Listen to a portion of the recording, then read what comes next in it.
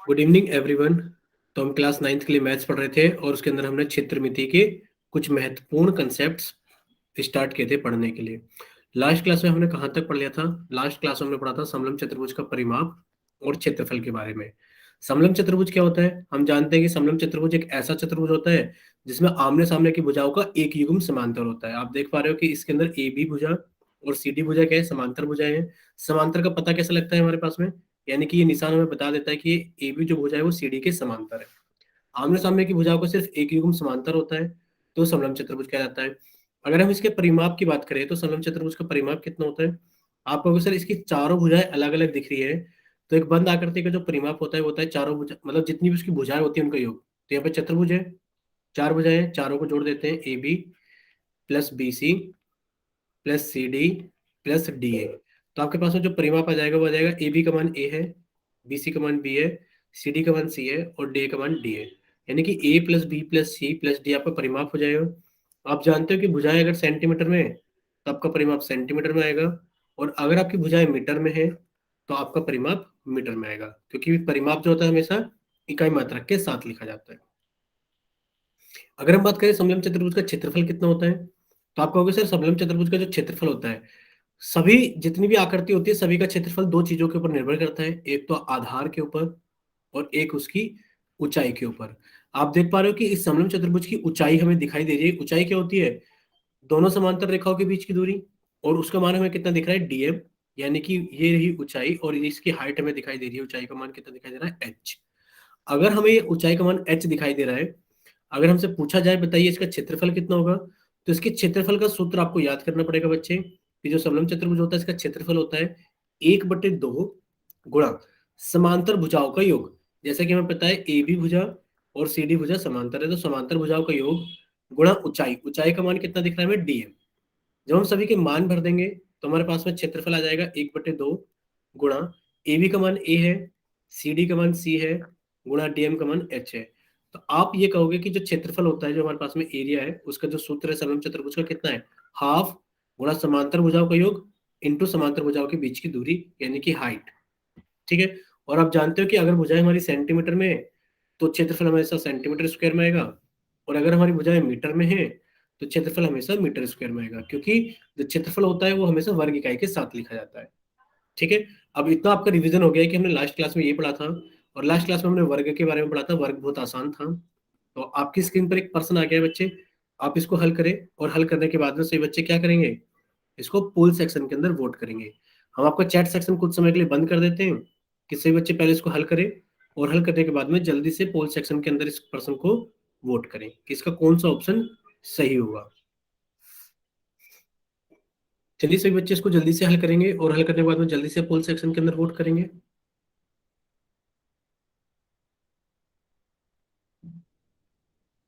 और जिन बच्चों के पास में पोल का ऑप्शन नहीं आता है वो भी साथ के साथ सोल्व करेंगे। जैसे ही आपका पोल सेक्शन एंड किया जाएगा वैसे आपका चैट सेक्शन ऑन कर दिया जाएगा। तो इसलिए सभी बच्चे जल्दी से क्या करेंगे? इसको हल करेंगे साथ के साथ ही।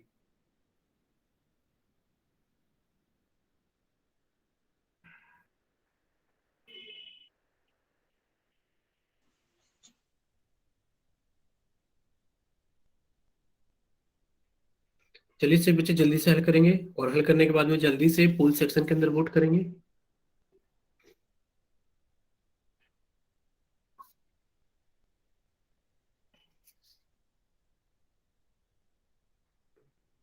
आपको एक आकृति दिखाई गई है जिसका क्षेत्रफल आपको 90 सेंटीमीटर स्क्वायर दिया गया है। आपको भुजाओं के मान उसके अंदर लिखे हुए दिखाई दे रहे हैं, और पूछा गया कि बताइए इन समांतर भुजाओं के बीच की दूरी कितनी होगी।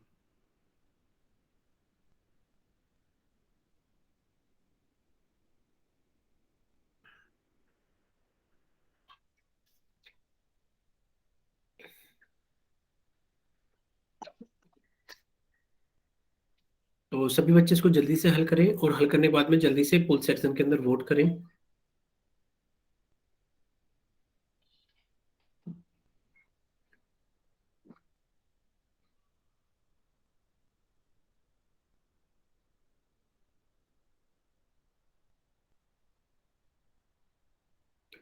चलिए अब बाकी बच्चे भी जल्दी से पोल सेक्शन के अंदर वोट करिए। आपके पास 20 सेकंड है, आखिरी 20 सेकंड है आप सभी के पास में। क्योंकि काफी सारे बच्चों ने पोल सेक्शन के अंदर वोट कर दिया है, तो बाकी भी जल्दी से सॉल्व करें और पोल सेक्शन के अंदर वोट करें।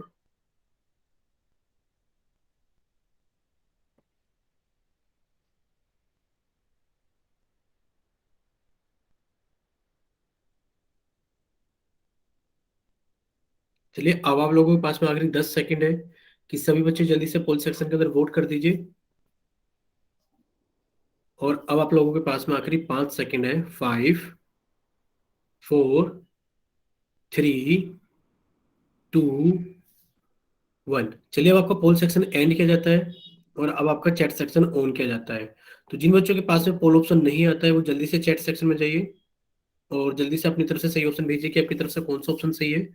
ठीक है, विनय का आ गया है।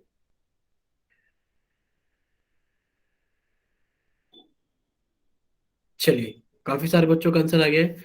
हम आपका चैट सेक्शन फिर से बंद कर देते हैं कुछ समय के लिए, फिर हम आपसे बाद में चैट सेक्शन ऑन करके पूछ लेंगे सारी चीजें। देखिए, यहाँ पर आपको एक आकृति दिखाई गई है। आपसे कहा गया है कि इस आकृति का जो क्षेत्रफल है वो 90 सेंटीमीटर स्क्वायर है। आप हमें बताइए आकृति कैसी दिख रही है। आप कहोगे सर इसमें आमने सामने की भुजाओं का एक युग्म समांतर दिख रहा है। जब आमने सामने की भुजाओं का एक युग्म हमें समांतर दिख रहा है तो हम इसको बोल देंगे कि यह आकृति क्या है, एक समलंब चतुर्भुज है। कैसी आकृति है? एक समलंब चतुर्भुज है। और जो समलंब चतुर्भुज का क्षेत्रफल होता है, आप कहोगे सर जो समलंब चतुर्भुज का क्षेत्रफल होता है उसका मान हमें दे रखा है 90 सेंटीमीटर स्क्वायर।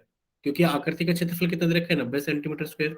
चलिए सूत्र लगा देते हैं क्षेत्रफल का। क्षेत्रफल का सूत्र होता है 1/2 गुणा समांतर भुजाओं का योग। हमें दिख रही है कि जो आर क्यू है और जो एस पी है वो समांतर है, तो समांतर भुजाओं का योग इनटू, यानी कि आप गुणा कर दोगे उनके बीच की दूरी।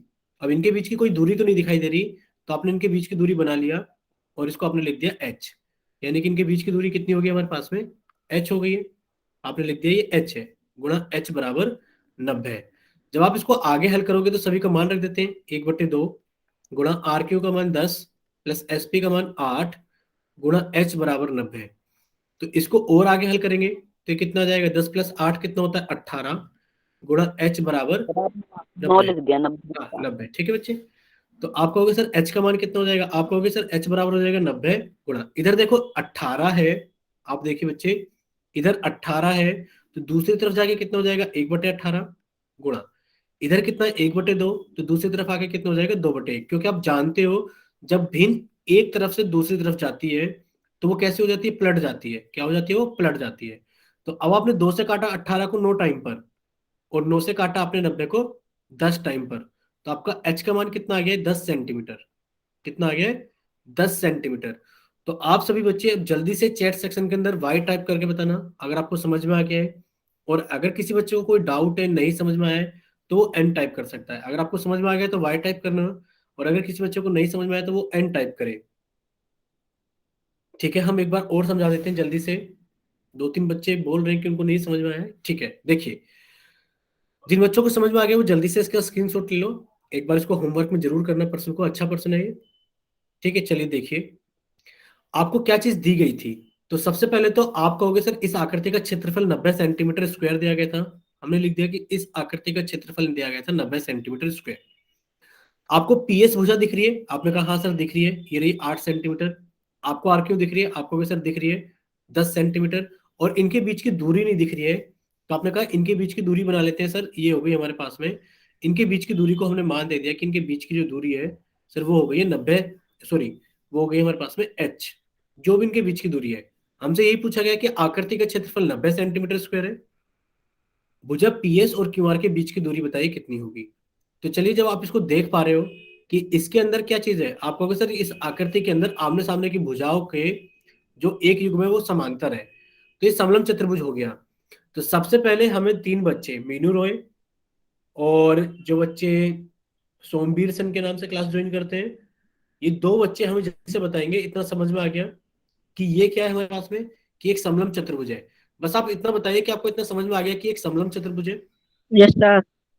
ठीक है, अगर हमें इतना समझ में आ गया कि एक समलंब चतुर्भुज है, तो आप जानते हो कि समलंब चतुर्भुज के क्षेत्रफल क्या होता है। आप कहोगे सर जो समलंब चतुर्भुज होता है इसके क्षेत्रफल का सूत्र होता है कि सर 1/2 गुणा समांतर भुजाओं का योग। समांतर भुजाएं कौन सी दिख रही है आपको? आप कहोगे सर आर क्यू जो है वो हमें एसपी के समांतर दिख रही है, तो आप कहोगे समांतर भुजाओं का योग, यानी कि R Q plus S P. गुणा समांतर भुजाओं के बीच की दूरी। और ये क्षेत्रफल का सूत्र है, ये हमें दिया गया है, क्षेत्रफल कितना 90 है, तो आपने इसको 90 के बराबर रख दिया। अब आप सभी के मान भर दो, 1/2 तो 1/2 रहेगा। आर क्यू का मान कितना हो गया 10, एसपी का मान कितना हो गया 8, गुणा एच बराबर 90। जब आप इसको आगे हल करोगे तो 1/2 गुणा 10 और 8 कितना हो गया 18, गुणा एच बराबर 90। आप हमें यहीं पर एक बार बताओ, अगर इतना क्लियर तो वाई टाइप करो, और अगर किसी बच्चे को इतने में डाउट है तो वो एन टाइप करो। मीनू रॉय और सोमवीर सिंह के नाम से तो वो बच्चे जरूर बताएंगे हमें। ठीक है, इतना सभी को समझ में आ गया, ठीक है। और अगर अब आप यहाँ से सिर्फ, अगर आपको यहाँ से अब एच का मान निकालना है तो आप क्या करोगे बच्चे, आप कहोगे सर एच का मान निकालना है, एच तो इधर ही जाएगा, तो एच तो इधर ही रहेगा, एच बराबर 90। अभी तक तुमने कुछ नहीं किया, एच इधर ही है, बराबर का साइन वही है, 90 ही है। अब आप जानते हो कि एक 18 जो है वो इस तरफ से इस तरफ जाएगा, तो कितना हो जाएगा 1/18 हो जाएगा, गुणा 1/2 भी इस तरफ से उस तरफ जाएगा, तो ये कितना हो जाएगा 2/1। क्योंकि जो हमारी भिन्न होती है वो पलट जाती है जब एक हाथ से दूसरे हाथ की तरफ जाती है। जब आप इसको आगे हल करोगे तो 2 से कट के 18 9 टाइम पे, और 9 से कट के 90 10 टाइम पर, यानी कि आपको हाइट का मान कितना आ गया है 10 सेंटीमीटर। अब आप सभी बच्चे जल्दी से वाई टाइप करके बताइए अगर समझ में आ गए, और अगर किसी बच्चे को कोई डाउट है तो वो एन टाइप करे या फिर यस सर, आ गया समझ में। क्या चीज। सर समझ में आ गया। ठीक है बच्चे, ठीक है। चलिए अब हम आगे चलते हैं। आज से बच्चे अपनी कॉपी के अंदर हेडिंग डालेंगे कि आज हम एक नई चीज पढ़ेंगे। किसके बारे में पढ़ेंगे, हम पढ़ेंगे जटिल आकृतियों के क्षेत्रफल के बारे में। तो सभी बच्चे अपनी कॉपी के अंदर जल्दी से हेडिंग डालेंगे कि आज हम पढ़ेंगे जटिल आकृतियों के क्षेत्रफल के बारे में। अब आपको लग रहा होगा जटिल आकृति कैसी होती है।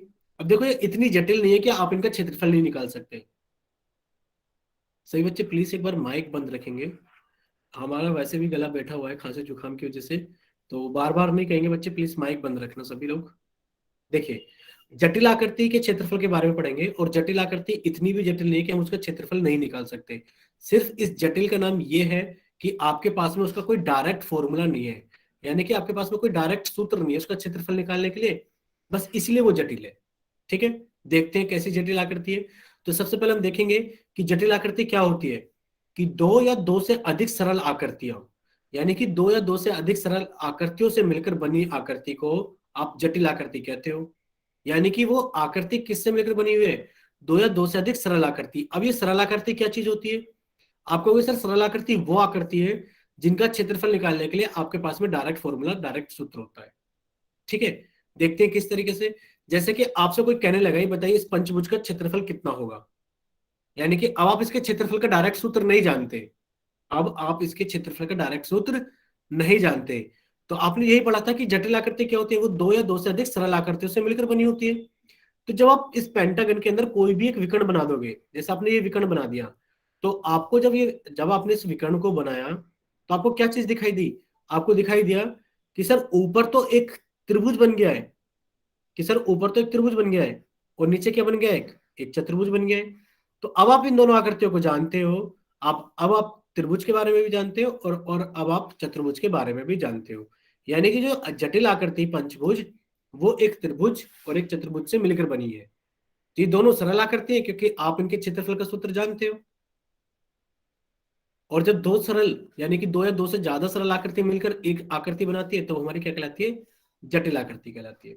अगर इतना आप सभी को समझ में आ गया है तो जल्दी से वाई टाइप करो कि हाँ सर हमें समझ में आ गया है कि जटिल आकृति का मतलब क्या है, कि जटिल आकृति वो आकृति है जो दो या दो से अधिक सरल आकृतियों से मिलकर बनी होगी। यानी कि जटिल आकृति के आपके पास में कोई डायरेक्ट सूत्र नहीं है निकालने के लिए क्षेत्रफल, बट हाँ आप जो सरल आकृति है उनके क्षेत्रफल का सूत्र जरूर जानते होंगे। जैसे कि अब आप देखिए कि इसका क्षेत्रफल कैसे निकालेंगे, कि जो जटिल आकृतियों का क्षेत्रफल होता है वो कैसे निकालते हैं। तो किसी जटिल आकृति का जो क्षेत्रफल होता है, आकृति का जो क्षेत्रफल होता है वो छोटी छोटी सरल आकृतियों के क्षेत्रफल के योग से ज्ञात किया जाता है। यानी कि आप छोटी छोटी जितनी भी सरल आकृति है उनका क्षेत्रफल निकालो और सभी को जोड़ दो। जैसे कि आपको यहाँ एक पेंटागन दिखाई दे रहा था, यानी कि आपको यहाँ पर एक पंचभुज दिखाई दे रहा था, आपके पास में पंचभुज का क्षेत्रफल निकालने के लिए कोई भी डायरेक्ट सूत्र नहीं था, तो आपने क्या कर दिया, इसको दो छोटी छोटी सरल आकृतियों में बना दिया। एक ऊपर का तो त्रिभुज बन गया और नीचे का एक चतुर्भुज बन गया। आपसे कोई पूछ लगे बताइए इसका क्षेत्रफल कितना होगा, तो आप कहोगे जो इसका क्षेत्रफल होगा, जो इसका क्षेत्रफल होगा वो एक त्रिभुज का क्षेत्रफल प्लस एक चतुर्भुज के क्षेत्रफल के योग के बराबर होगा। तो सभी बच्चे इसका स्क्रीनशॉट ले लीजिए, और यहाँ पर ए आर का मतलब होता है एरिया, जिसको हम बोलते हैं क्षेत्रफल। क्या बोलते हैं जिसको हम, क्षेत्रफल। यानी कि सॉरी, आप कहोगे जो पंचभुज का क्षेत्रफल होगा वो त्रिभुज का क्षेत्रफल प्लस चतुर्भुज का क्षेत्रफल होगा। ठीक है, इतना। अब हम चलते हैं आगे। ठीक है, जैसे कि यहां पर आपको एक और आकृति दिखाई गई है, यहां पर आपको एक और आकृति दिखाई गई है। आपसे कोई कहने लगे, मान लो ये हमारे पास में है ही नहीं, आपसे कोई कहने लगे बताइए इस आकृति का क्षेत्रफल कितना होगा, तो आप कहोगे ऐसा तो कोई सूत्र हमने पढ़ा ही नहीं कि जो इस आकृति का क्षेत्रफल निकाल दे। तो आप क्या करोगे, आप करोगे कि सर इसको छोटी छोटी आकृतियों में बना लेते हैं, छोटी छोटी सरल आकृतियों में बना लेते हैं। क्या हो गया बच्चे? 3 आयत बन जाएगी इनकी। हाँ, तो आप देख पा रहे हो कि जब आप इसकी छोटी छोटी सरल आकृति बनाओगे तो आपने एक ऐसे बनाया। सर एक बार दोबारा समझा सर। बच्चे ठीक है, हम एक बार फिर से बोलते हैं, बच्चे सभी बच्चे माइक बंद रखेंगे। देखिए, आपसे पूछा गया, माइक बंद कर लीजिए बच्चे, हमें समझ में आ गया, हम एक बार फिर से बता देते हैं। देखिए, आपसे पूछा गया कि आप इस आकृति का क्षेत्रफल बताओ कितना होगा। तो आपने कोई ऐसा सूत्र तो नहीं पढ़ा जो इस आकृति का क्षेत्रफल बता दे। तो आप क्या करोगे इसके अंदर, यानी कि आप इस आकृति को छोटी छोटी आकृतियों में विभाजित कर लोगे। जैसे कि आपने इस एक आयत को बनाया और काट के अलग रख लिया, इसी तरीके से आपने एक नीचा आयत बना लिया और आपने उसको भी काट के अलग रख लिया, आपने इसको भी काट के अलग रख लिया। और बीच में देखो, बीच में फिर से आपके पास में एक आयत बन गया है। बीच में फिर से क्या बन गया, आपके पास में एक आयत बन गया है। यानी कि आपने क्या करा, इसको 3 हिस्सों में बना लिया। पहला हिस्सा ये रहा, दूसरा हिस्सा ये रहा और तीसरा हिस्सा ये रहा। तो आपने क्या कर लिया, इसको एक, जो आपके पास में एक जटिल आकृति थी, जटिल आकृति का मतलब है जिसके आपके पास में डायरेक्ट सूत्र नहीं है क्षेत्रफल निकालने के लिए, लेकिन पर आपने उसको छोटी छोटी आकृतियों में विभाजित कर लिया। और इसके क्षेत्रफल का सूत्र आप जानते हो कि होता है कितना, लंबाई गुणा चौड़ाई। तो आप सभी का क्षेत्रफल निकालोगे और सभी को आपस में जोड़ दोगे, तो जो भी जोड़ आ जाएगा वो आपका इस आकृति का क्षेत्रफल बन जाएगा। ठीक है, अब जिन बच्चों को समझ में आ गया बहुत अच्छी बात है। अगर कोई बच्चे ऐसे जिनको नहीं समझ में आया है, तो अब आप देखो क्वेश्चन के जरिए समझ सकते हो कि हम कैसे निकालेंगे और कैसे कैसे आकृतियों को विभाजित करेंगे छोटी छोटी आकृति, सरल आकृतियों के अंदर। तो हमने आपका चैट सेक्शन कर दिया है बंद बच्चे, और हमने ये क्वेश्चन नंबर 26 पोल के अंदर क्या कर दिया, आपको रख दिया है कि सभी बच्चे जल्दी से पहले इसको अपनी तरफ से हल करें, जैसा भी हो, सही हो गलत हो जो भी हो, पहले से बच्चे इसको हल करें। हल करने के बाद में जिन बच्चों के पास में पोल का ऑप्शन आता है वो पोल के अंदर आंसर कीजिए, और जिन बच्चों के पास में पोल का ऑप्शन नहीं आता है वो भी जल्दी से हल कीजिए। हम आपको जल्दी से, अभी देखो 5:50 हो रहे हैं और 5:53 पर हम आपको समझाना शुरू कर देंगे। तो सभी बच्चे इसको हल करो अपने अपने तरीके से, जैसे भी आपको समझ में आ रहा है, फिर हम आपको समझा देंगे सभी को। ठीक है, चलिए करिए।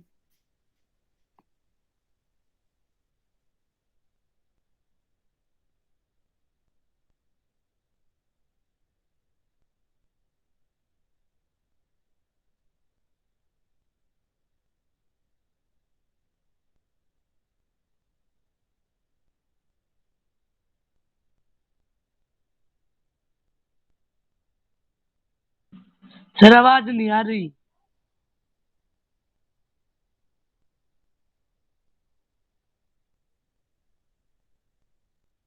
बच्चे अभी हम कुछ बोल नहीं रहे हैं, आप एक बार जल्दी से क्या कीजिए, सवाल को हल कीजिए। हम आपको 5:53 पर समझाना शुरू कर देंगे। ठीक है मेनू रोए बच्चे, आप इतने इसको हल कीजिए। हम 1 मिनट में बस दवाई ले लेते हैं एक बार, तब हम आपको समझाना भी स्टार्ट करेंगे।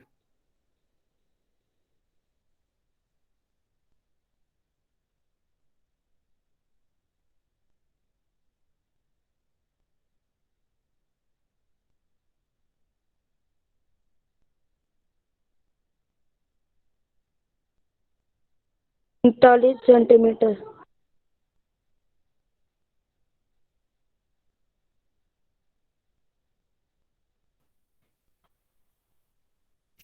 विनीत के नाम से जिस बच्चे ने क्लास ज्वाइन की है, प्लीज अपना माइक ओपन करके आंसर मत बताइए बच्चे, 1 मिनट और इंतजार कीजिए बस।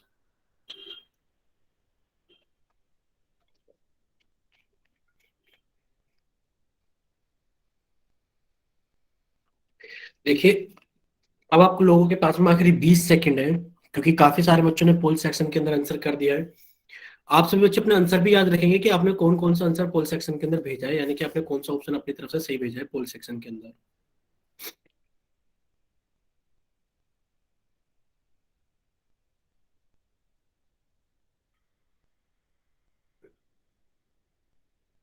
चलिए, अब आप लोगों के पास में आखिरी 10 सेकंड है। जिन बच्चों ने पोल सेक्शन के अंदर आंसर कर दिया है तो अच्छी बात है, जिन बच्चों ने नहीं किया है वो भी जल्दी से पोल सेक्शन के अंदर आंसर कर दीजिए।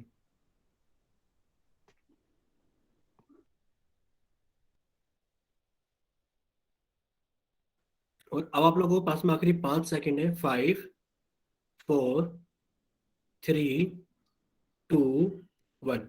चलिए अब आप लोगों का पोल सेक्शन बंद किया जाता है और अब आप लोगों का चैट सेक्शन ऑन किया जाता है। जिन बच्चों के पास में पोल का ऑप्शन नहीं आता है वो जल्दी से चैट सेक्शन में जाइए और अपनी तरफ से सही आंसर भेजिए कि आपकी तरफ से कौन सा ऑप्शन सही है। ठीक है, विनीत कुमार का आ गया है, बाकी बच्चे भी ठीक है, विनय का भी आ गया है, आशीष, चलिए काफी सारे बच्चों का आंसर आ गया है। चलिए अब हम आपका चैट सेक्शन कुछ समय के लिए बंद कर देते हैं, वरना तो आप चैट सेक्शन के अंदर टाइप करते रहोगे। अब से बच्चे सामने देखेंगे, हम एक बार समझा देते हैं। देखिए कुछ बच्चों का गलत हो गया है किसी भी वजह से, वो अब थोड़ा ध्यान से देखना। देखिए आपसे पूछा गया है कि इस दी गई आकृति का क्षेत्रफल ज्ञात कीजिए कितना होगा। जो दी गई आकृति है, हमें दी गई आकृति में कुछ चीजें दिख रही है, जैसे कि क्या दिख रहा है सर, हमें ये जो भुजा दिख रही है, पहले इसको नाम लिख देते हैं, A B C D E. आप कहोगे सर हमें जो भुजा दिख रही है बीसी, वो 5 सेंटीमीटर दिख रही है और उसी के बराबर एक चिन्ह लगा हुआ है ईडी के ऊपर, यानी कि ये भी कितनी हो गई, 5 सेंटीमीटर हो गई। यहां तक किसी को कोई दिक्कत नहीं होनी चाहिए कि जो बीसी के ऊपर एक चिन्ह लगा हुआ है वही चिन्ह ईडी के ऊपर भी लगा हुआ है, यानी कि ईडी हो गई हमारे पास में 5 सेंटीमीटर। अगर आप देख पा रहे हो कि जो सीडी का मान है वो 6 सेंटीमीटर है, जो सीडी का मान है 6 सेंटीमीटर है। अगर हम सीडी के जितनी ही माप की भुजा बीई बना दें, आप देख पा रहे हो बीई का मान भी कितना हो जाएगा, आप कहोगे सर बीई का मान भी कितना हो जाएगा हमारे पास में, 6 सेंटीमीटर, यानी कि बीई का मान भी हो गया हमारे पास में 6 सेंटीमीटर। ठीक है, यानी कि हमें एक आयत दिखाई दे रहा है, सर इस आयत की लंबाई तो है 6 सेंटीमीटर और इस आयत की चौड़ाई है 5 सेंटीमीटर। अभी देखो हमने इस 8 सेंटीमीटर को कहीं भी इस्तेमाल में नहीं लिया है, ये जो 8 सेंटीमीटर लिखा हुआ है अभी तक हमने इसको कहीं भी इस्तेमाल में नहीं लिया हुआ है, यानी कि इसको हमने इग्नोर करके चले हैं। तो हमने क्या कहा कि हमें एक आयत मिल गया है जिसके अंदर जो चौड़ाई है वो 5 सेंटीमीटर है और जो लंबाई है वो 6 सेंटीमीटर है। ये रही लंबाई 6 सेंटीमीटर और ये रही चौड़ाई 5 सेंटीमीटर। तो आप कहोगे जो आयत हमारे पास में है बी ई डी सी, इसका जो क्षेत्रफल है सर वो हो गया हमारे पास में लंबाई गुणा चौड़ाई। लंबाई का मान 6 सेंटीमीटर, चौड़ाई का मान 5 सेंटीमीटर। आप कहोगे सर 30 सेंटीमीटर स्क्वायर, कितना हो गया, 30 सेंटीमीटर स्क्वायर, यानी कि इस आयत का क्षेत्रफल तो सर 30 सेंटीमीटर स्क्वायर हो गया। ठीक है, अब हम आयत को छोड़ देते हैं, अब हम ऊपर दिखाई दे रहे त्रिभुज की बात कर लेते हैं। अब हम आयत को छोड़ देते हैं, ऊपर दिखाई गई त्रिभुज की बात कर लेते हैं। अब आप कहोगे सर ये पूरी की पूरी ऊंचाई 8 थी, पूरी की पूरी ऊंचाई 8 थी, जिसमें से आप खुद बताइए, जिसमें से अगर आप खुद देख पा रहे हैं तो जब आपने बीई को बनाया तो यहां पर आपको एक बिंदु दिखाई दे रहा है। आपने कहा सर इस वाले बिंदु को हम कुछ नाम दे देते हैं, अगर इसको हम नाम देते थे A B C D E के बाद में एफ, तो आप कहोगे सर पूरा का पूरा ए, एफ के बाद में ई। आप कहोगे सर जो पूरा ए ई था वो तो 8 सेंटीमीटर था, अगर जो हमारा एफ ई है वो 5 सेंटीमीटर है, अगर आप ए ई में से एफ ई को घटा दोगे तो आपके पास में ए एफ बच जाएगा और वो 3 सेंटीमीटर, यानी कि इस त्रिभुज की जो ऊंचाई है वो 3 सेंटीमीटर बच जाएगी। कितनी बच जाएगी, 3 सेंटीमीटर। और जब आपको त्रिभुज की ऊंचाई पता लग गई 3 सेंटीमीटर, तो आप कहोगे सर जो त्रिभुज हमारे पास में ए बी ई है इसका जो क्षेत्रफल होगा वो होगा 1/2 गुणा आधार बीई गुणा ऊंचाई ए एफ। सभी का मान भर देते हैं, 1/2 गुणा बीई का मान 6 सेंटीमीटर गुणा ए एफ का मान 3 सेंटीमीटर। तो कितना आ गया, 2 से कट गया 6 3 बार में, और 3 × 3 कितना हो गया, 9 सेंटीमीटर स्क्वायर। आप कहोगे सर जो क्षेत्रफल हो गया वो 30 + 9 कितना हो गया हमारे पास में, 39 सेंटीमीटर स्क्वायर, यानी कि ऑप्शन सी सही है। कुछ बच्चों ने बी भी दिया था, कुछ बच्चों ने ए भी दिया था। अब आप हमें सभी बच्चे बताइए कि आपको समझ में आ गया तो वाई टाइप करें, और अगर किसी बच्चे को नहीं समझ में आया तो वो एन टाइप करे, या फिर वो अपना माइक ओपन करके भी बता सकते हैं कि हमें सर नहीं समझ में आया है, तो हम आपको जल्दी से बता देंगे। चैट सेक्शन बच्चे ऑन कर दिया है, हाँ चैट सेक्शन ऑन कर दिया है। आप जल्दी से चैट सेक्शन के अंदर जाइए बच्चे, टाइप करने की कोशिश कीजिए। ठीक है, सभी को सर समझ एक में आ बार गया। दोबारा समझा दो। ठीक है विनय, हम एक बार फिर से समझा देते हैं। देखिए सभी बच्चे सामने देखिए स्क्रीन पर। अभी कोई बच्चा टाइप नहीं करेगा, अभी कोई भी बच्चा टाइप नहीं करेगा। देखिए आपसे यहाँ पूछा गया था, बताइए इस आकृति का क्षेत्रफल कितना होगा। आपने कहा सर इसका नाम दे देते हैं A B C D E, और आपके पास में पंचभुज का, क्योंकि पांच भुजाएं हो गई, तो पंचभुज का क्षेत्रफल निकालने के लिए कोई भी डायरेक्ट सूत्र नहीं है। तो जब कोई सूत्र नहीं है तो आपने क्या किया, इसके अंदर जटिल आकृति के अंदर रखा, और जटिल आकृति में आपने सीखा है कि आप इसको छोटी छोटी आकृतियों में, सरल आकृतियों में डिवाइड करके इसका क्षेत्रफल निकालोगे। तो सबसे पहले आपने बी को जोड़ा। जब आपने बी को जोड़ा तो आप हमें बताइए कि जो बीसी का मान है वो हमें 5 सेंटीमीटर दिख रहा है, जो बीसी का मान है वो 5 सेंटीमीटर दिख रहा है, और इसके सामने वाली भुजा ईडी भी बराबर होगी, यानी कि ये भी 5 सेंटीमीटर होगी। और अगर हम बात करें तो ये भी हमारे पास में कितनी हो जाएगी, सर ये पूरी 8 दिख रही है, ये पूरी हरे रंग की 8 दिख रही है, तो ये अंदर वाली तो 5 हो जाएगी, ये अंदर वाली तो कितनी हो जाएगी, 5 हो जाएगी, और ऊपर वाली कितनी हो जाएगी, 3 हो जाएगी। यहां तक बताओ हमें, अगर इतना सभी को समझ में आ गया है तो जल्दी से वाई टाइप करो कि ये जो पूरी हमें 8 दिख रही थी, ये अंदर वाली 5 हो जाएगी, ऊपर वाली 3 हो जाएगी। इतना सभी को समझ में आ गया है। विनय आप एक बार बच्चे माइक ओपन कीजिए, विनय आप एक बार माइक ओपन कीजिए, बताइए आपको क्या चीज नहीं समझ में आई इसके अंदर। सर ये आपने कैसे पता लगाया कि ये बताइए, फिर से आवाज कट गई आपकी, विनय आपकी आवाज कट गई है। बहुत ये मना मैं बॉय कमेंट करूं। सर आपने कैसे पता लगाया कि ये 5 होगी और वो बिल्कुल बता देते हैं। देखिए आप हमें एक बात खुद बताइए कि जब आप इसके अंदर एक लाइन इससे खींचोगे, ये देखो जरा कितनी थी, 6 सेंटीमीटर थी। जब आप यहाँ पर एक लाइन खींचोगे वो 6 सेंटीमीटर की होगी या नहीं होगी, इतना बताइए पहले, होगी या नहीं होगी। वाई टाइप कीजिए अगर होगी, और अगर नहीं होगी तो एन टाइप कीजिए। यानी कि जो हमें आधार दिख रहा है 6 सेंटीमीटर का, क्या ये 6 सेंटीमीटर की होगी। ठीक है, अगर इतना समझ में आ गया है तो आप हमें एक चीज और बताओ। जब हमने इस लाइन को ऐसे खींचा, अब आप देखिए से बच्चे सामने स्क्रीन पर, जब आपने इस लाइन को ऐसे खींचा तो आपने कहा कि सर ये 6 सेंटीमीटर की होगी। कैसे पता लगा, क्योंकि सर हमें इसका आधार 6 दिख रहा है, और वही दूरी बराबर जा रही है ऊपर तक, वही दूरी क्या जा रही है, बराबर जा रही है ऊपर तक। चलिए इतना समझ में आ गया, 6 सेंटीमीटर होगी। अब आप हमें बताइए 5 सेंटीमीटर की दिख रही है जो हम हरे रंग से बना रहे हैं, ये आपको 5 सेंटीमीटर की दिख रही है, तो यस सर ये भी 5 सेंटीमीटर की होगी, ये भी 5 सेंटीमीटर की होगी, ये भी 5 सेंटीमीटर की होगी, और ये भी 5 सेंटीमीटर की होगी। अगर इतना क्लियर है तो आप हमें बताइए, इतना क्लियर हो गया सभी को, यानी कि ये भुजा 5 सेंटीमीटर की हो गई। और ये वाली देखो जिसके ऊपर हमने जिगजैग लाइन बना दी है, ये भी 5 सेंटीमीटर की हो गई। अब आप खुद देखिए, यानी कि ये पूरी तो 8 है, देखो ये लिखा हुआ 8 सेंटीमीटर, यानी कि पूरी तो 8 है, नीचे की 5 हो गई, तो क्या ऊपर की, सिर्फ ऊपर की ऊंचाई 3 नहीं बचेगी।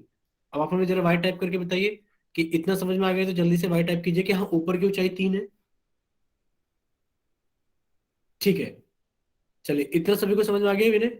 चलिए अब आगे चलते हैं, यानी कि अब हमारे पास में एक चीज समझ में आ गई है कि हमने सारा हटा दिया है। फिर से क्या चीज समझ में आ गई है कि सर ये वाला तो जो है हमारे पास में 6 होगा, हमने इसको लिख दिया कि ये तो 6 हो गया, और हमने इसकी ऊंचाई, हमने इसकी ऊंचाई 6 सेंटीमीटर, ये तो हमने लिख दिया 6 सेंटीमीटर आधार होगा। यानी कि अगर ये नाम है A B C D E, तो जो बी सी है हमने लिख दिया वो तो 6 सेंटीमीटर हो गया है, और जो ऊंचाई हो गई है त्रिभुज की, सिर्फ त्रिभुज त्रिभुज की ऊंचाई बनाएंगे और उसी का नाम भी लिख देंगे, ये हो गया हमारे पास में 3 सेंटीमीटर। कितना हो गया हमारे पास में, 3 सेंटीमीटर, ऊंचाई ऊंचाई 3 सेंटीमीटर, इसको नाम दे देते हैं एफ। यानी कि ए एफ का मान हो गया हमारे पास में 3 सेंटीमीटर। जब आप इसका क्षेत्रफल निकालोगे तो आप कहोगे सर जो त्रिभुज ए बी ई का क्षेत्रफल होगा वो कितना हो जाएगा, 1/2 गुणा आधार बी सी, सॉरी बीई, गुणा ऊंचाई ए एफ, गुणा ऊंचाई ए एफ। ठीक है, सभी के मान भर देते हैं। जब आपने इनका मान भरा तो आपने कहा 1/2, बच्चे माइक बंद कीजिए, प्लस बी का मान 6, ए एफ का मान 3, तो 2 से तो कट गया 6 3 टाइम पे, ये क्षेत्रफल आ गया 9 सेंटीमीटर स्क्वायर। और आप कहोगे जो आयत का क्षेत्रफल है बी सी डी ई का, वो हो गया लंबाई गुणा चौड़ाई, वो कितना हो गया 5 × 6, यानी कि 30 सेंटीमीटर स्क्वायर। और आप कहोगे जो दोनों को जोड़ देंगे तो पूरी आकृति का क्षेत्रफल आ जाएगा, यानी कि 9 + 30 कितना हो गया 39 सेंटीमीटर स्क्वायर। अब आप सभी बच्चे जल्दी से बताइए, अगर समझ में आ गया तो वाई टाइप कीजिए, और अगर अभी भी किसी को डाउट है तो वो एन टाइप करे या फिर माइक ओपन करके बताइए। ठीक है विनय, इस बार आ गया आपको भी बच्चे? ठीक है, अब चलते हैं थोड़ा सा आगे। अक्सर आप बहुत लेट आए हो आज क्लास के अंदर, हम आपको बाद में बता देंगे। ठीक है, चलिए अब आगे चलते हैं थोड़ा सा। एक सेकंड, सिर्फ एक सेकंड, एक सेकंड। तो अभी आप हमें बताना कि स्क्रीन आप लोगों को दिखाई दी है कि नहीं दिखाई दी है। सर नहीं दी। एक सेकंड रुक जाओ, अब दिखाई दे गई होगी शायद। No sir. ठीक है, जो सर बच्चे, हाँ अब दिखाई दे गई है सभी को स्क्रीन। ठीक है, यस तो सर। मित्रों अगर आपने अगली बार से ऐसे ही करा तो आपको क्लास के अंदर एंट्री नहीं मिलेगी फिर कभी। चलिए, तो आप लोगों ने यहां तक कर लिया था, आप जल्दी से इसके आगे चलिए। यहाँ तक आप लोगों को सभी को समझ में आ गया था, अब इसके आगे चलते हैं। देखिए आपके सामने प्रश्न नंबर 27 आ गया है, तो आपका चैट सेक्शन कर दिया गया है बंद। आप इसको जल्दी से हल करें, और हल करने के बाद में जल्दी से ऑल सेक्शन के अंदर वोट करें प्रश्न नंबर 27 को। चलिए, प्रश्न नंबर 27 को सभी बच्चे जल्दी से हल करेंगे, और हल करने के बाद में जल्दी से पोल सेक्शन के अंदर वोट करेंगे। इसमें आपसे फिर से एक जटिल आकृति देकर पूछा गया है कि बताइए इसका क्षेत्रफल कितना होगा।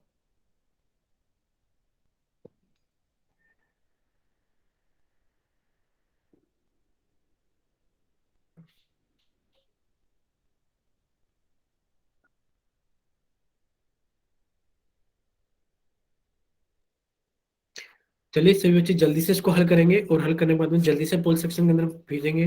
देखिए आपको एक आकृति दिखाई गई है और पूछा गया है कि बताइए इसका क्षेत्रफल कितना होगा। आपको एक आकृति दिखाई गई है और पूछा गया है बताइए इस आकृति का क्षेत्रफल कितना होगा। चलिए काफी सारे बच्चों ने पोल सेक्शन के अंदर वोट करना स्टार्ट कर दिया है, तो बाकी बच्चे भी जल्दी से इसको हल करें, और हल करने के बाद में जल्दी से पोल सेक्शन के अंदर वोट करें।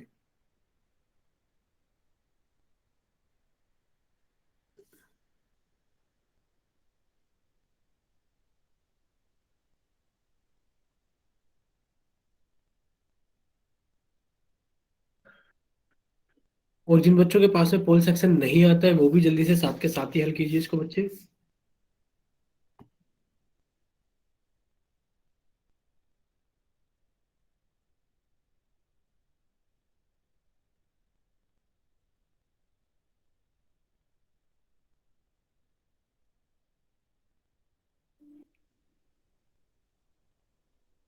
अब काफी सारे बच्चों ने पोल सेक्शन के अंदर आंसर करना शुरू कर दिया है, इसलिए आप लोगों के पास में आखिरी 20 सेकंड है।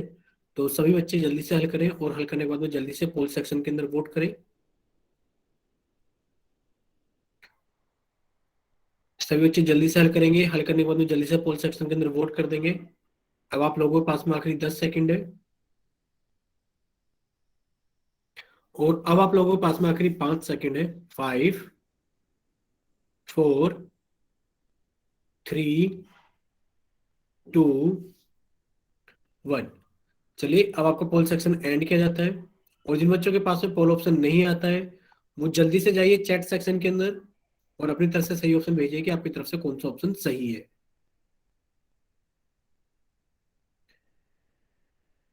ठीक है, बाकी बच्चे भी अपना आंसर भेजिए कि कौन सा ऑप्शन सही होगा।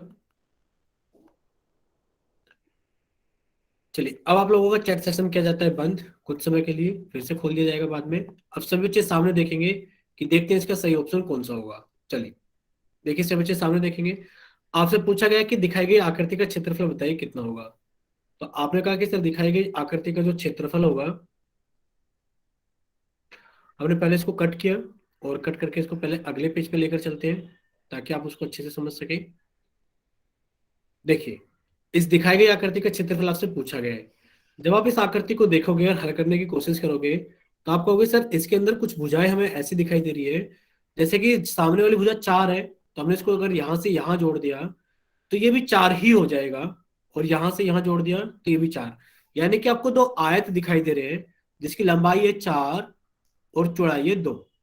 यानी कि इस आयत का क्षेत्रफल हो गया 8 सेंटीमीटर स्क्वायर।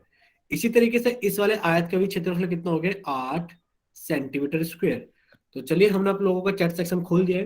पहले आप हमें इतना ही बताइए कि इतना सभी को समझ में आ गया है कि जो क्षेत्रफल आपको दिखाए गए हैं वो 8-8 सेंटीमीटर स्क्वायर के हैं। यहां तक तो किसी को कोई डाउट नहीं है। चलिए इसी तरीके से अब कोई भी बच्चा टाइप नहीं करेगा, प्लीज सभी बच्चे सामने देख लीजिए स्क्रीन पर। अगर आपने किसी ने भी कहा ना सर दोबारा बता दो, फिर नहीं बताएंगे। देखिए जब आपने इसको यहां जोड़ा और जब आपने इसको यहां जोड़ा तो आप कहोगे सर फिर से दो क्षेत्रफल बन गए हमारे पास में आयत के, जिनको हमने ऐसे सेट कर लिया है कि देखो सर इसकी लंबाई तो है 5 और चौड़ाई है 1, और 5 × 1 कितना हो गया 5 सेंटीमीटर स्क्वायर, यानी कि ये वाला क्षेत्रफल 5 सेंटीमीटर स्क्वायर हो गया। इसी तरीके से ये भी 5 सेंटीमीटर स्क्वायर हो जाएगा। इतने में किसी को कोई डाउट है तो जल्दी से एक बार टाइप कीजिए। और अगर इतना सभी को समझ में आ गया है कि हाँ सर ये भी 5 होगा लाल वाला और ये भी 5 होगा, तो ये हमारे पास में 10 सेंटीमीटर स्क्वायर टोटल हो जाएगा लाल वाला। ठीक है, इतना सभी को समझ में आ गया है। ठीक है, अब कोई भी बच्चा टाइप नहीं करेगा, सामने देखिए। अब आप जब सामने देखोगे तो आपको एक आयत अंदर भी दिखाई दे रहा होगा, जिसके हमने देखो भुजाएं बना दी, एक हरी रंग की और एक लाल रंग की जो थी, इसको भी हरा बना दिया है। यानी कि सारी भुजाओं को हमने हरा कर दिया है। और आप हमें देखिए जरा सामने स्क्रीन पर, आपको सर ये 4 सेंटीमीटर थी और ये 5 सेंटीमीटर थी लंबाई, ये चौड़ाई थी 4, तो इसका क्षेत्रफल हो जाएगा सर 20 सेंटीमीटर स्क्वायर। कितना हो जाएगा 20 सेंटीमीटर स्क्वायर। ये जो हरा वाला क्षेत्रफल है ये 20 सेंटीमीटर स्क्वायर हो जाएगा। इतना अगर आप सभी को समझ में आ गया तो जल्दी से वाई टाइप करें कि हाँ सर हमें इतना समझ में आ गया कि अंदर वाला क्षेत्रफल जो हरे रंग का दिखाया गया है वो 20 सेंटीमीटर स्क्वायर होगा। ठीक है, इतने सभी को समझ में आ गया है। ठीक है, तो आपको होगा सर जो आकृति का जो क्षेत्रफल हो गया है वो हो गया सर नीले वाले दो, हमने नीले रंग से रख दिए 8 centimetre square plus 8 centimetre square. Sir दो लाल वाले क्षेत्रफल यानी कि 5 centimetre square plus 5 centimetre square, और सर एक हरा वाला क्षेत्रफल जिसका आंसर आ रहा है 20 सेंटीमीटर स्क्वायर। जब आप इसको जोड़ोगे 8 और 8 16 प्लस 5 और 5 10 प्लस 20, तो ये कितना हो गया 20 10 30 10 16, कितना हो गया हमारे पास में 46 सेंटीमीटर स्क्वायर। कितना हो गया हमारे पास में 46 सेंटीमीटर स्क्वायर। इतना सभी को समझ में आ गया है? तो आप जल्दी से वाई टाइप करें कि हाँ सर इतना हमें समझ में आ गया है कि आंसर होगा 46 centimetre square, option number B. ठीक है, चलिए अगर इतना आप सभी को समझ में आ गया है तो अब हम लोग चलते हैं आगे। अब सभी बच्चे अपनी कॉपी के अंदर एक हेडिंग डालेंगे, सभी बच्चे कॉपी के अंदर हेडिंग डालेंगे सर्वांग सम आकृतियों का क्षेत्रफल। यानी कि सभी बच्चे अपनी कॉपी के अंदर डालेंगे हेडिंग सर्वांग सम आकृतियों का क्षेत्रफल। यानी कि हम पढ़ेंगे एरिया ऑफ कॉन्ग्रुएंट फिगर्स। किसके बारे में पढ़ेंगे? एरिया ऑफ कॉन्ग्रुएंट फिगर्स के बारे में। अब देखते हैं सबसे पहले सर्वांग सम क्या होती है। यानी कि जो हमारे पास में बच्चे माइक वन प्लीज, सर्वांग सम आकृतियों का क्षेत्रफल सदैव समान होता है। यहाँ पर सभी बच्चे अपनी कॉपी के अंदर लिख लेंगे या फिर सभी बच्चे इसको स्क्रीनशॉट ले लेंगे। बहुत जरूरी बात लिखी हुई है। क्या लिखी हुई है? कि जितनी भी आकृतियां सर्वांग सम होती है उन सभी का क्षेत्रफल हमेशा क्या होता है? बराबर होता है। समान का मतलब क्या? हमेशा बराबर होता है। ठीक है, अगर इतना सभी को समझ में आ गया है तो एक बार वाई टाइप करो कि सर हमें समझ में आ गया है कि जितनी भी आकृतियां सर्वांग सम होती है उनका क्षेत्रफल हमेशा समान होता है। आगे समझ में? ठीक है, अच्छा आप हमें बताओ सर्वांग सम आप जानते हो ना सर्वांग सम किसको कहते हैं? सर्वांग सम ऐसी आकृतियों को कहते हैं, सबसे पहले तो आकृति एक जैसी होनी चाहिए, और जब आकृति एक जैसी हो जाएगी तो उनका आकार भी समान होना चाहिए। आकार भी क्या होना चाहिए? समान होना चाहिए। यानी कि सेम शेप और सेम साइज। सेम साइज, पहले तो शेप यानी कि आकृति एक जैसी होनी चाहिए और फिर सेम साइज यानी कि उनका आकार एक जैसा होना चाहिए। ठीक है, यानी कि अगर हम बात करें सर्वांग सम की तो हमेशा जो त्रिभुज होगा वो त्रिभुज के ही सर्वांग सम होगा। ये सर्वांग समता का चिन्ह होता है। आप जानते हो सर्वांग समता हमने आपको पूरी पढ़ाई है, सर्वांग समता का चिन्ह होता है। एक त्रिभुज के ही सर्वांग सम हो सकता है, वो कभी भी किसके सर्वांग सम नहीं हो सकता? वो कभी भी एक आयत स्क्वायर या वृत्त के सर्वांग सम नहीं हो सकता। त्रिभुज के ही सर्वांग सम होगा। यानी कि पहले तो आकृति एक जैसी हो, फिर उनका आकार भी समान हो। आकार भी क्या हो? समान हो। मान लेते हैं पी क्यू आर है, तो आपको कहना पड़ेगा कि आपने कुछ सर्वांग समताएं पढ़ी थी, जैसे S S S, S A S, फिर आपने पढ़ा था ए एस ए, फिर आर एच एस, आपने ए एस ए एस भी तो पढ़ा था, और फिर आपने आर एच एस पढ़ा था। तो यानी कि इनमें से कौन सी भी सर्वांग समता लग जाती है, कोई सी भी, वो डिपेंड करता है कि शेप कैसी है। ठीक है, चलिए, इतना सभी को समझ में आ गया। तो अब हम अब आगे चलते हैं। देखिए, यहाँ पर आपको एक त्रिभुज दिखाया गया है कि एक त्रिभुज है ए बी सी और एक त्रिभुज है पी क्यू आर। तो आप बताइए क्या दोनों सर्वांग सम है? अगर सर्वांग सम है तो वाई टाइप कीजिए, और अगर नहीं है तो एन टाइप कीजिए। देख लीजिए पहले अच्छे से देख लीजिए, फिर हमें बताना सर्वांग सम है कि नहीं। अगर सर्वांग सम है तो वाई टाइप करना, और अगर सर्वांग सम नहीं है तो एन टाइप करना। चलिए, काफी सारे बच्चों ने आंसर भेज दिया कि सर्वांग सम है। नवदीप प्लीज एक ही बार वाई टाइप करके भेजो, बच्चे समझ में आता है। निखिल कह रहे हैं कि सर नहीं पता कि सर्वांगसम है कि नहीं, वो मतलब एन टाइप करके भेज रहे कि सर्वांगसम नहीं है। चलिए देखते हैं कि सर्वांगसम है कि नहीं। देखिए, आप कहोगे, अब टाइप मत कीजिए बच्चे, अब सब बच्चे हमने देख लीजिए, फिर आपको कहोगे समझ में नहीं है। देखो, इसकी भुजा ए बी वो 5 सेंटीमीटर है, और आपने कहा सर पी क्यू 5 सेंटीमीटर है। यानी कि इस त्रिभुज एबीसी में से अगर देखें तो इसकी जो ए बी भुजा है, अगर हम त्रिभुज एबीसी में से देखें तो जो भुजा ए बी है वो त्रिभुज पी क्यू आर में देखा जाए तो भुजा पी क्यू के बराबर है कि नहीं है? फिर आप देख पा रहे हो इसका आधार जो बीसी है ये 6 सेंटीमीटर है, और इसका जो आधार क्यू आर है वो 6 सेंटीमीटर है। आपने लिख दिया सर इधर बीसी और इधर क्यू आर बराबर है, यानी कि दो भुजाएं तो बराबर आ गई है, दो भुजाएं तो बराबर आ गई है। लेकिन पर दो भुजाएं बराबर आने से कभी कुछ नहीं होता, या तो भुजाएं तीनों बराबर हो, या तो भुजाएं तीनों बराबर हो, या उन दोनों बराबर भुजाओं के बीच का कोण बराबर हो। अब देखते हैं कि तीसरी भुजा क्या बराबर है, यानी कि क्या AC PR के बराबर है? क्या AC PR के बराबर है? देखते हैं। देखो, आपको AC PR के बराबर अगर नहीं दिख रहा है तो आप यहां पर देखिए बच्चे कि ये अगर त्रिभुज देखा जाए ADC को, जितना त्रिभुज हमने लाल बनाया है, सिर्फ अगर इतना त्रिभुज देखा जाए तो आप कहोगे सर ये एक समकोण त्रिभुज है। सिर्फ इतना ही त्रिभुज देखा जाए क्योंकि इसमें 90 डिग्री का कोण दिख रहा है।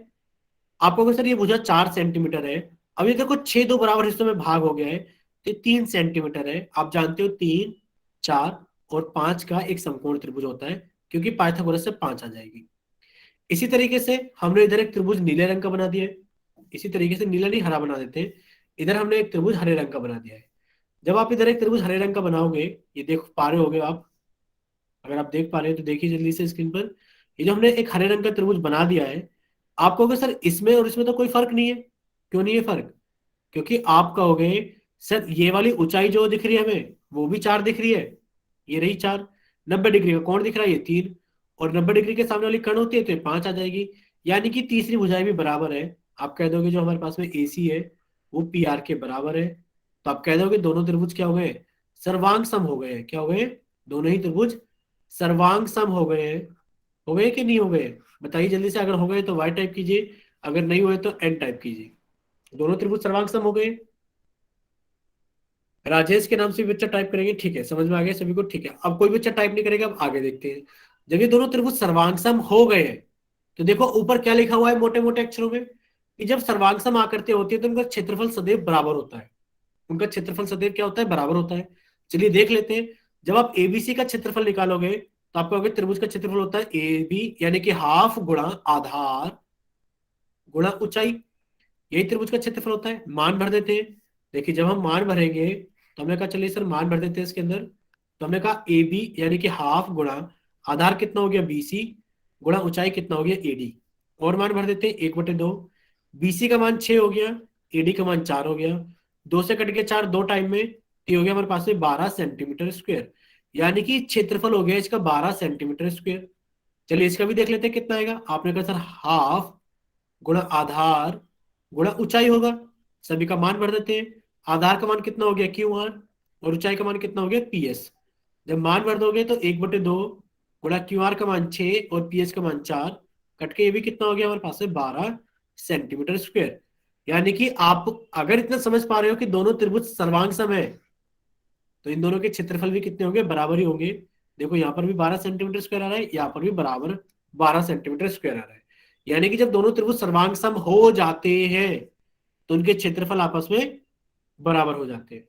इतना समझ में आया? अगर इतना समझ में आ गया तो जल्दी से एक बार वाई टाइप करें सभी बच्चे। सभी बच्चे एक बार वाई टाइप कीजिए अगर इतना सभी को समझ में आ गया है कि सर्वांग सम आकृतियों का क्षेत्रफल बराबर होता है। चलिए ठीक है, सभी को समझ में आ गया है। चलिए, अब कोई भी बच्चा टाइप नहीं करेगा, अब कोई भी बच्चा टाइप नहीं करेगा प्लीज। अब सभी बच्चे सामने देखिए स्क्रीन पर, आप सभी बच्चे सामने देखिए स्क्रीन पर। अगर आप टाइप ही करते रहोगे तो फिर आपको समझ में नहीं आएगी आगे की चीजें। हमने चैट सेक्शन कर दिया है बंद। चलिए अब सभी बच्चे सामने देखिए स्क्रीन पर। देखिए अब आपको ये पॉइंट बच्चे माइक बंद कीजिए प्लीज, आवाज नहीं आ रही है क्या आपको, ये बताओ। सभी बच्चे अपना माइक बंद रखेंगे। देखिए सामने। अब आप सभी बच्चे कॉपी के अंदर स्टार लगा के लिख लीजिए, 2 स्टार लगा करके। ये बहुत जरूरी चीज है कि अगर क्षेत्रफल समान है, यानी कि अगर क्षेत्रफल बराबर है, तो जरूरी नहीं है कि आकृतियां सर्वांग सम होंगी ही होंगी। देखो 2 चीज है, अगर आकृतियां सर्वांग सम है, अगर त्रिभुज सर्वांग सम है, त्रिभुज 1 त्रिभुज 2 के, तो इनका क्षेत्रफल यानी कि इसका जो क्षेत्रफल होगा और जो इसका क्षेत्रफल होगा वो आपस में बराबर जरूर होगा। ये क्या होगा, जरूर होगा। बच्चे माइक बंद कर लीजिए प्लीज, ठीक है। लेकिन पर अगर क्षेत्रफल बराबर है, अगर क्षेत्रफल बराबर है, अगर क्षेत्रफल बराबर है, तो जरूरी नहीं है कि दोनों त्रिभुज सर्वांग सम होंगे, ऐसा बिल्कुल भी जरूरी नहीं है, ठीक है। वही चीज ऊपर लिखी गई है।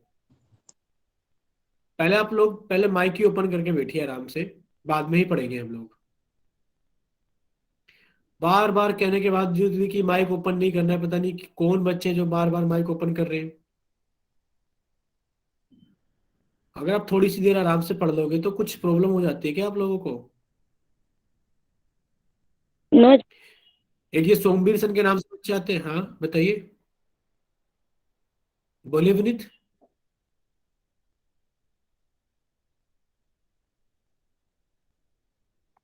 एक ये सोमवीर सन के नाम से बच्चे आते हैं, इनका हैंड ही राइस रहता है हमेशा, पता नहीं क्या चीज क्या प्रॉब्लम है इन बच्चों को। देखिए तो यहाँ पर अगर आपको समझ में आ गए, हम भी आगे चलते हैं, इतना समझ में आ गया होगा कि अगर दोनों त्रिभुज सर्वांग सम है तो उनका क्षेत्रफल बराबर होगा, और अगर क्षेत्रफल बराबर है तो जरूरी नहीं है कि वो सर्वांग सम होंगे, ठीक है। चलिए यस सर। देखिए, जैसे कि आप यहाँ पर इसका क्षेत्रफल निकालोगे तो आपको पता है 12 सेंटीमीटर स्क्वायर आएगा, लास्ट अभी निकाला था। और अगर आप इसका आयत का क्षेत्रफल निकालोगे तो आप कहोगे सर जो आयत का क्षेत्रफल होता है वो तो होता है लंबाई गुणा चौड़ाई। यहाँ पर लंबाई का मान 4 है, चौड़ाई का मान 3 है, ये भी क्या आ गया 12 सेंटीमीटर स्क्वायर। देखो क्षेत्रफल बराबर है तो क्या ये दोनों सर्वांग सम हो जाएंगे? आप कहोगे सर ऐसा जरूरी नहीं है कि क्षेत्रफल बराबर है तो सर्वांग सम होंगे, यानी कि ये इसके सर्वांग सम नहीं होगा, ठीक है। जैसा कि आप देख पा रहे हो, इसका क्षेत्रफल निकालोगे तो 12 ही आएगा, और इसका क्षेत्रफल भी निकालोगे तो 12 ही आएगा, ठीक है। हमने आपको बता दिया था पहले ही। लेकिन पर जरूरी नहीं क्षेत्रफल बराबर है तो सर्वांग सम होंगे, यानी कि आप कह दोगे दोनों सर्वांग सम नहीं होंगे, ठीक है। चलिए अब आप देखो कि दोनों ही त्रिभुज है। अगर आप इन दोनों ही त्रिभुज को अगर देखोगे, इसका क्षेत्रफल कितना आ गया? आप कहोगे सर इसका क्षेत्रफल आ गया हमारे पास में 1/2 गुणा 6 गुणा 4। 6 क्यों? आपने कहा सर 6 तो आधार हो गया और 4 क्या हो गई, ऊंचाई हो गई। इसको हल करा तो 12 सेंटीमीटर स्क्वायर आ गया। लेकिन पर अगर इस वाले त्रिभुज को आप देखोगे, आपने कहा सर 1/2 गुणा, इसका आधार 4 हो गया और इसकी ऊंचाई 6 हो गई, आंसर अभी भी 12 सेंटीमीटर स्क्वायर आ रहा है। तो आप जल्दी से वाई टाइप करें अगर दोनों त्रिभुज सर्वांग सम है, और एन टाइप करें अगर दोनों त्रिभुज सर्वांग सम नहीं है। तो बताइए क्या दोनों त्रिभुज सर्वांग सम है? अगर है तो जल्दी से वाई टाइप कीजिए। हाँ चैट सेक्शन ऑन कर देते हैं बच्चे। चैट सेक्शन सिर्फ आप लोगों की वजह से ही बंद किया जाता है क्योंकि आप फिर टाइप ही करने में बिजी रहते हैं, ठीक है। यानी कि दोनों त्रिभुज सर्वांग सम नहीं है। सभी बच्चों को समझ में आ गया कि दोनों त्रिभुज सर्वांग सम नहीं है। सिर्फ एक यामिनी नाम से बच्चे ने क्लास ज्वाइन की है, उन्होंने कहा है कि दोनों त्रिभुज सर्वांग सम है।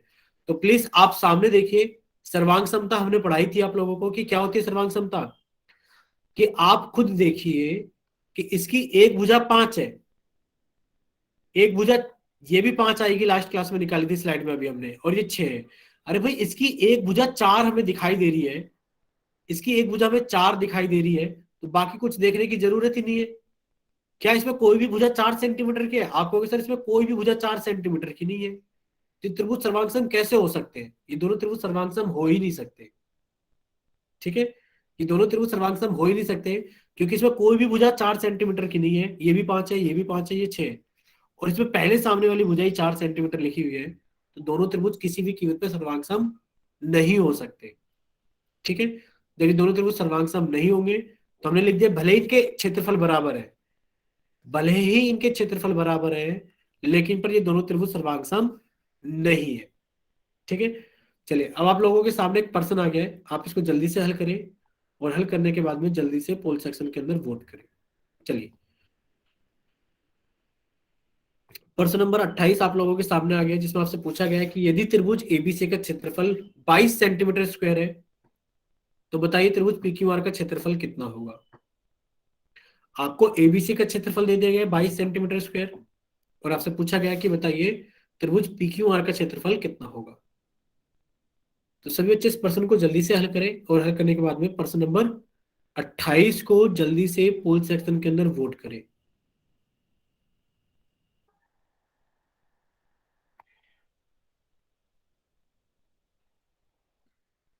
बाकी बच्चे भी इसको जल्दी से हल करेंगे, और हल करने के बाद में जल्दी से पोल सेक्शन के अंदर वोट कर देंगे।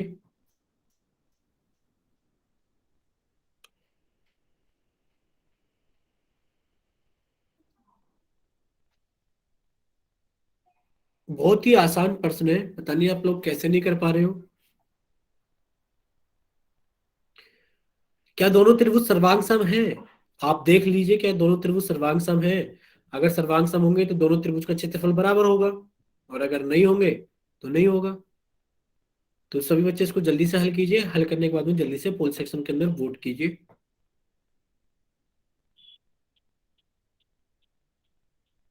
चलिए, अब आप लोगों को पास में आखिरी 20 सेकंड है, क्योंकि सभी बच्चों ने लगभग लगभग पोल सेक्शन के अंदर वोट कर दिया है। तो जो बच्चे बचे हुए हैं वो भी जल्दी से पोल सेक्शन के अंदर वोट कर दीजिए। और अब आप लोगों के पास में आखिरी 10 सेकंड है, और अब आप लोगों के पास में आखिरी 5 सेकंड है। 5, 4, 3, 2, 1। चलिए, अब आप लोगों का पोल सेक्शन एंड किया जाता है, और जिन बच्चों के पास में चैट सेक्शन आता है, पोल सेक्शन नहीं आता है, वो जल्दी से जाइए चैट सेक्शन में, अपनी तरफ से सही ऑप्शन भेजिए कि आपकी तरफ से सही ऑप्शन कौन सा है। चलिए बच्चे, जिन बच्चों के पास में पोल ऑप्शन नहीं आता है, चैट सेक्शन आता है, वो जल्दी से अपनी तरफ से सही आंसर भेजिए कौन सा होगा। ठीक है, अब हमने चैट सेक्शन फिर से बंद ही कर दिया है, क्योंकि वरना आप लोग स्क्रीन पर देखोगे ही नहीं। चलिए, हमने चैट सेक्शन कर दिया है बंद। आप सभी बच्चे सामने देखिए स्क्रीन पर क्या चीज आपको दिखाई गई है। बच्चे माइक बंद प्लीज। पवीन, अरे पवीन, आपको क्लास से रिमूव कर दिया जा रहा है, और आगे आपको एंट्री नहीं मिलेगी अब क्लास के अंदर। ठीक है, चलिए देखिए क्या दिया गया है। यदि त्रिभुज एबीसी का क्षेत्रफल 22 सेंटीमीटर स्क्वायर है, तो बताइए त्रिभुज पीक्यूआर का क्षेत्रफल कितना होगा। तो आप कहोगे सर क्या दोनों त्रिभुज सर्वांग सम है? पहले सर्वांग सम भी चेक कर लेते हैं, क्या दोनों त्रिभुज सर्वांग सम है। आपने कहा सर इसकी भुजा एसी 4 सेंटीमीटर है, और वो इसके बराबर है। फिर सर हमें जो भुजा बीसी है वो इसके बराबर दिख रही है, यानी कि दो भुजाएं एक त्रिभुज की बराबर हो गई है, और उन दोनों बराबर भुजाओं का बीच का कोण कितना हो गया है? 70 डिग्री हो गया है। और आप जानते हो अगर किसी त्रिभुज की दो भुजाएं बराबर है और इनके बीच का कोण बराबर है, तो दोनों त्रिभुज एस ए एस सर्वांग समता से सर्वांग सम हो जाते हैं। यानी कि आप कह दोगे कि जो त्रिभुज एबीसी है वो त्रिभुज पी क्यू आर के सर्वांग सम है। इतना समझ में आया आपको कि दोनों त्रिभुज सर्वांग सम है? इतना समझ में आया तो जल्दी से जाइए चैट सेक्शन के अंदर, हमने ऑन कर दिया है, वाई टाइप कीजिए। यहाँ सर हमें इतना समझ में आ गया है कि दोनों त्रिभुज सर्वांग सम है। इतना सभी को समझ में आ गया कि दोनों त्रिभुज सर्वांग सम है? ठीक है, चलिए अब कोई भी बच्चा टाइप नहीं करेगा। अगर दोनों त्रिभुज सर्वांग सम है तो आपको अगर दोनों का क्षेत्रफल बराबर होगा, कि अगर ये क्षेत्रफल 22 सेंटीमीटर स्क्वायर है तो इसका कितना हो जाएगा? इसका क्षेत्रफल भी कितना हो जाएगा? 22 सेंटीमीटर स्क्वायर हो जाएगा, क्योंकि दोनों त्रिभुज सर्वांग सम है। और जब दोनों त्रिभुज सर्वांग सम होते हैं तो दोनों के क्षेत्रफल क्या हो जाते हैं? बराबर हो जाते हैं। अगर इतना आप सभी लोगों को समझ में आ गया है तो जल्दी से वाई टाइप कीजिए, जल्दी से। ठीक है, अब आप लोगों के पास में सामने एक और प्रश्न है, आप इसको जल्दी से हल करें। प्रश्न नंबर 29 को जल्दी से हल करें, और हल करने के बाद में जल्दी से पोल सेक्शन के अंदर वोट करें। प्रश्न नंबर 29 को जल्दी से हल करें, और हल करने के बाद में चलिए आप इसका स्क्रीनशॉट ले लीजिए, ये आप लोगों का होमवर्क है। हाँ, होमवर्क है ये आप लोगों का, आप इसका स्क्रीनशॉट ले लीजिए सही बच्चे जल्दी से।